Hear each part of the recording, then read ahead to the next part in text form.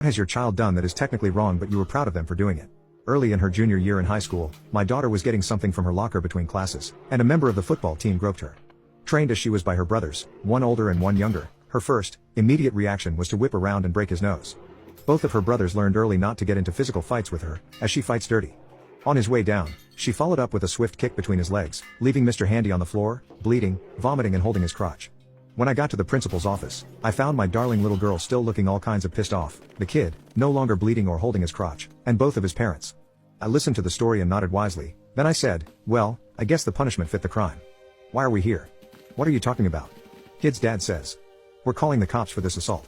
I couldn't help it, I started to laugh. You really want to make the fact public that your kid put his hands on a girl uninvited and got his butt kicked for his trouble? You know what? Let's call the cops. We can't have a predator running around free in our high school like this. Then the principal, a nice enough woman, tried to calm things down by saying that both of the kids would, of course, have detention for their inappropriate behavior. This was not good enough for me. She had done nothing wrong.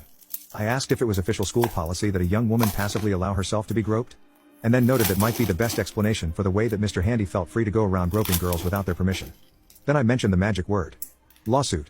Suddenly, my daughter wasn't in trouble any longer.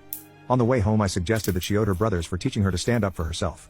So, she was technically in the wrong according to the principal, but I thought what she did was both hilarious and fitting to the situation.